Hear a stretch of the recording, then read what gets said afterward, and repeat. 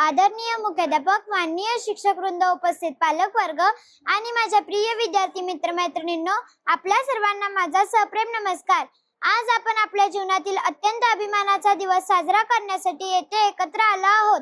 हा दिवस आहे 15 ऑगस्ट, भारताचा स्वातंत्र्य दिन। एक क्षण डोळे मिटून विचार करा, जर भारताला स्वातंत्र्य मिळाले नसते तर आज आपण मुक्तपणे बोलू शकलो असतो का?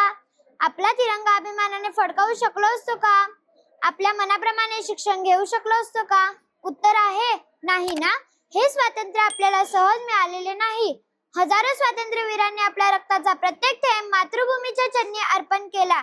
अनेकांनी हसत हसत फाशी स्वीकारली, अनेकांनी तुरुंगवास भोगला, तर अनेकांनी आपल्या कुटुंबाचा त्याग करून देशाला स्वातंत्र्य मिळवून दिले।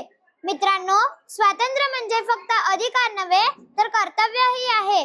देशप्रेम म्हणजे फक्त भारत माता की जय म्हणणे नाही, तर आपल्या दैनंदिन जीवनात प्रामाणिकपणा, शिस्त आणि जबाबदारी पाळणे होय। विद्यार्थी म्हणून आपले कर्तव्य काय? चांगला अभ्यास करणे, शिक्षकांचा आदर करणे, आई वडिलांचा सन्मान करणे, पर्यावरणाचे रक्षण करणे, समाजात एकोपा ठेवणे आणि आपल्या देशाचा गौरव वाढवणे। आज भारत जगात वेगाने प्रगती करत आहे। विज्ञान, तंत्रज्ञान, क्रीडा, शेती, उद्योग आणि अंतराळ संशोधन अशा प्रत्येक क्षेत्रात भारताने आपली ओळख निर्माण केली आहे।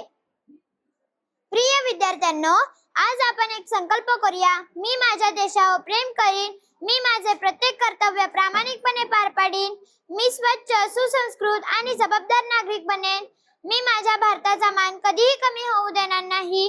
चला आपल्या हृदयात देशभक्तीची ज्योत सदैव तेवत ठेवूया। आपल्या कृतीतून भारताला अधिक सामर्थ्यवान, समृद्ध आणि आदर्श राष्ट्र बनवूया।